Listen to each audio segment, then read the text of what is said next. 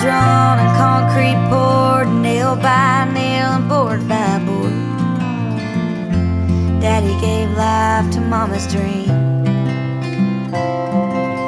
Thought if I could touch this place so freely, this brokenness inside me might start healing. So here it is, the infamous Draw My Life tag. I know a lot of you were requesting it, so this one is for you.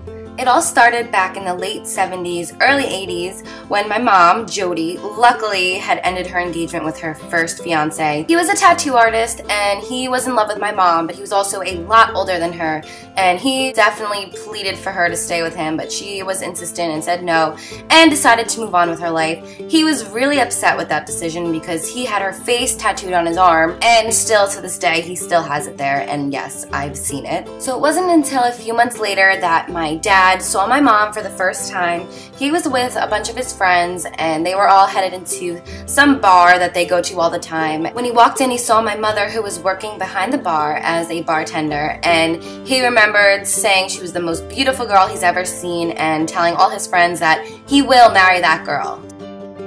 He told me that it took forever for her to agree to go on a date with him, that he would continuously ask and she would just say, no thank you, I'm fine. And then eventually she did agree to go on a date with him, which is a great thing because a few years later came my sister. She was hands down the cutest baby in the world, and I'm not just saying that because she's my sister. Then 2 years and 8 months later, out comes me, Carli Sue Bybel, on October 17th, 1990. Yes, my middle name is Sue. Coincidentally enough, I have naturally curly hair, so I was always called Carli Sue when I was little. Not too fond of that. My sister and I grew up in Howell, New Jersey in a pretty house until I was in kindergarten. While our new house was getting built, I remember living in this tiny one-bedroom apartment with my family, and it was quite cozy. What's funny about this place is the only thing I vividly remember was getting home one day and I wasn't able to take off my own boots. I remember my sister trying to pull them off so hard that I was literally being shaken upside down in the air. After a few hard tugs, I did get them off, luckily, because I can't imagine what life would be like if I had to chop off my feet.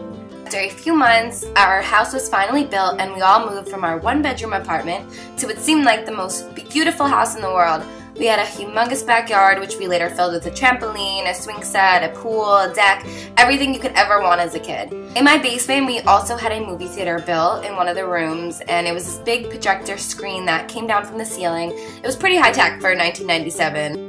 Soon after we moved in, I became best friends, basically sisters, with my next door neighbors. My childhood years were spent either in my backyard, their backyard, or at a horse ranch. I was so extremely allergic to horses, but I would go anyway. That was definitely my passion growing up. So despite all the allergies, my dad and I would still go trail riding on the weekends. We would have way too much fun and break way too many rules. But he also played guitar all the time and would make me sing along with him. We definitely wrote a song. I could probably remember it if I actually sat down and thought about it. But moments like that were some of the best of my childhood, and I really will never ever forget those moments. From as far back as I can remember, we would always go on 1 or 2 vacations a year with my family. The Atlantis in the Bahamas was always one of our favorite go-to spots.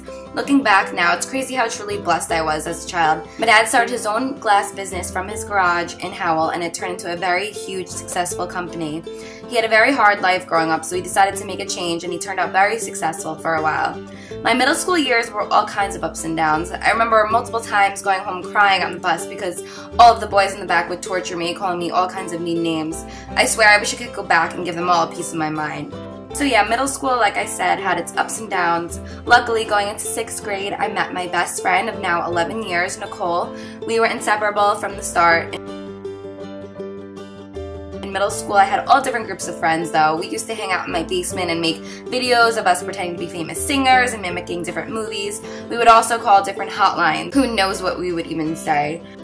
Side note, ignore the boys in middle school because they are all immature and don't really mean anything that they say. Believe me, I was called every name in the book, but it's usually because they like you. Sick games we all play, right? At the end of my 8th grade year was when we lost someone big in our family. My Aunt Karen, who was my mom's older sister, passed away out of nowhere, which was a big loss for our family. We do miss her every single day, but I know she is watching over us. Moving on to high school, I was actually pretty excited because my sister was a senior when I was coming in.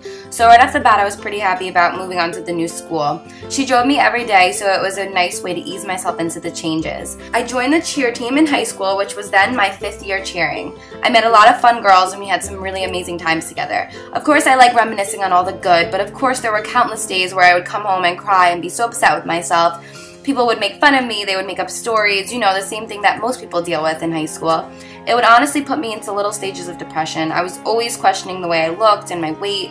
I was always thin as a child, so when I gained a few pounds, I was very hard on myself. But throughout it all, I always kept a smile on my face and promised myself I would never let anyone bring me down. The end of my freshman year, I met my first boyfriend, Mike, who was in a band at the time. I remember being so swooned by him. We dated for about 2.5 years, but we ended up going our separate ways. My first job was Starbucks, which was really awesome. My sister had worked there for over a year, so she put in a good word for me. I loved it there. It was a great atmosphere and really taught me good work ethic. The end of my junior year, my home life started to change drastically. My parents were fighting too much and my sister and I really started to feel the tension. My dad eventually left and that led to an oh so lovely divorce. It was really hard on me and my sister because we were constantly put in the middle of their bickering. There were lawsuits involved, jail time for not paying child support, the whole deal.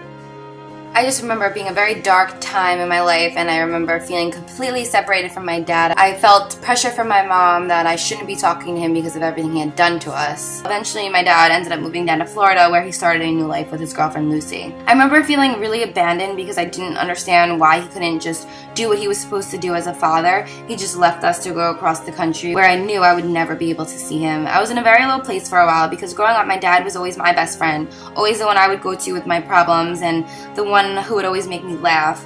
I would feel extreme tension from my mom, who would always ask 100 questions if I ever did pick up a phone call from my dad. Without going into any more details, let's just leave it at I barely talked to him after a certain point because it was just too much to deal with. I remember the end of my junior year, I also started my own business doing freelance hair and makeup. This really helped me keep my mind off the family problems, and it was a way for me to create new things for myself. I went out and had business cards made and I put them out all over my town. Since I was a cheerleader, I knew a lot of girls and they all loved how I would do my makeup, so the clients did come pretty easy. It wasn't until after I graduated high school that I got my first job doing official hair and makeup, and it was for a photography studio in the mall.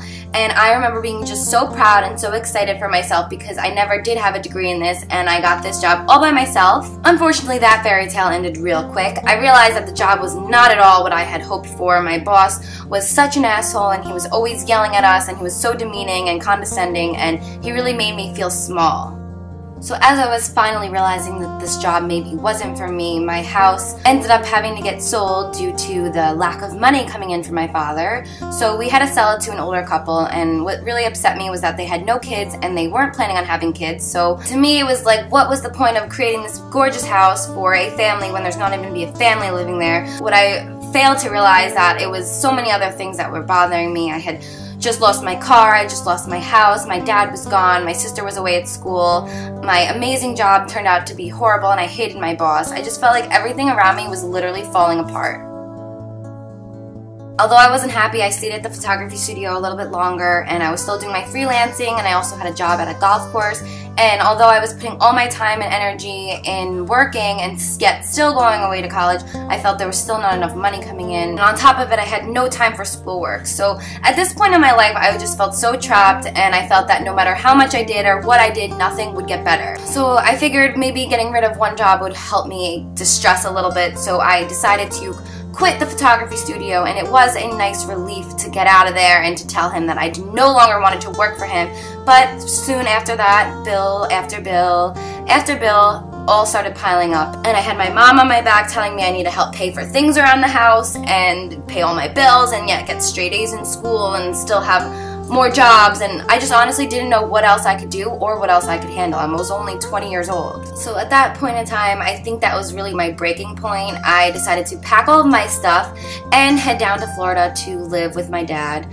And of course, there was really no thought put into it. I didn't tell anyone I was leaving. I just woke up, packed my stuff, and headed down to Florida. I remember giving myself two decisions, and it was either I stay here and I watch everything around me fail and stay miserable, or I head down to Florida and start over and start a new life with my dad, and he always made me happy, so that would definitely solve all my problems. So as expected, it did not solve anything. You can't run away from your problems, so I headed back up to New Jersey only 2 weeks later.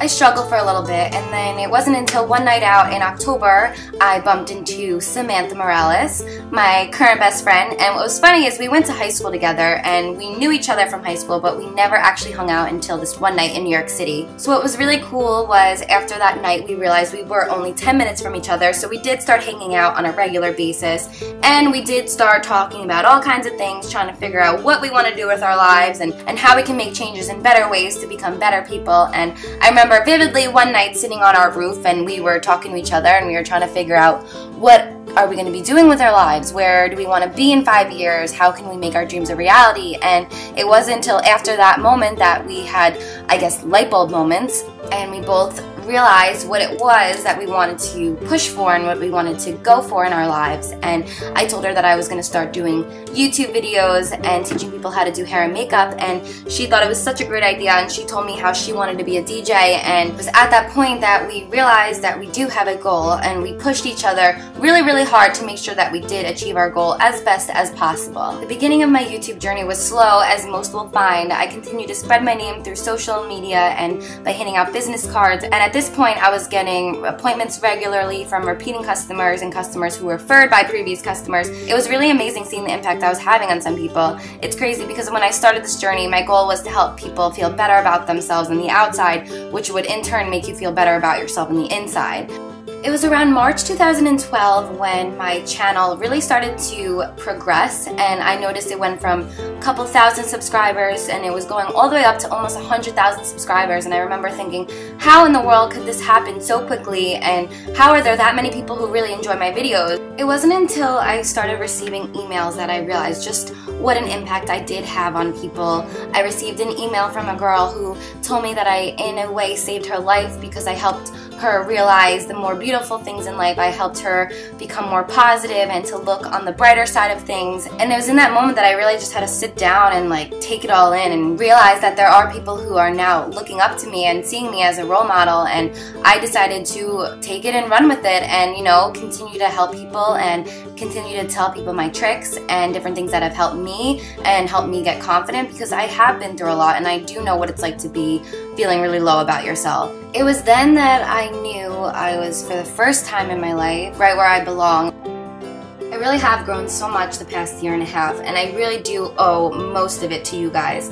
You have been so amazing and so supportive, and honestly such a blessing in my life. You all depended on me when I so badly wanted to give up and helped me get through some of the hardest points in my life. This past year and a half I've had all kinds of ups and downs, ins and outs, back and forths, but one thing I did learn through this whole process is being truly happy in life really does start with being genuinely happy with yourself. I've learned that being honest with yourself and doing good for others really helps build your self-confidence. I've learned that if you try really hard at something you really loved doing, that it is possible to make your dreams come true. I wanted to thank every single one of you, because it was all of you who helped me realize my worth and that I am enough. And I so strongly believe that with all of this newfound love and worth of myself, it made me become a more positive person. It made me look at life a whole lot differently. And honestly, I was so busy with my life and being so focused on doing things to make me happy that I really think for once in my life I was not looking for anyone else to come into my life to make me happy. I was kind of content just doing my thing. But you know, as they say, once you're busy focusing on yourself and doing your own life, that's when the right person will come along. And boy, were they right. Brett came into my life again in October of 2012. We did date a little bit here and there in high school, which if you guys watch the boyfriend tag, I explain all of that. But I really do believe he came back into my life because I finally found me and who I really was. And I think once a person is at that point, you kind of have a glow about you. And I promise you there's something very attractive about someone who is positive and who loves life. And it's a feeling that you want to be around. And I know Brett tells me almost every single day how much I've changed his life for the better because of my positive energy and my positive outlook on life. And as for our future, who knows where we'll be in 5-10 years from now. One thing I do know is Brett and I will be together hopefully forever, because I only picture my life with him. And I also know that my love for all of you guys is endless and eternal, and as long as you guys want to keep watching my videos, I promise I will keep making them for you guys. One final lesson I just want to leave with you guys is we have to all realize that we live in a very gray world. Not everything will always be black or white. There will be very good days and there will be very bad days, and there will be mediocre days and days where you feel like you won't live until the morning. But I promise, I have been there multiple times, and I sure as hell know one thing: life is worth the fight. Without the pain and the mess ups, one would never truly enjoy the love and joy that this world has to offer. Take my word and do whatever you please with it. One day I will write a book, because there's so many chapters I have left out because I didn't want this video to be 12 hours long. I just want all of you to know that I thank God for you all every single day, and I will forever be grateful for this gift that I have experienced and I am to this day still experiencing. I love you guys so much, and I hope you enjoyed my Draw My Life tag. I'll see you guys soon.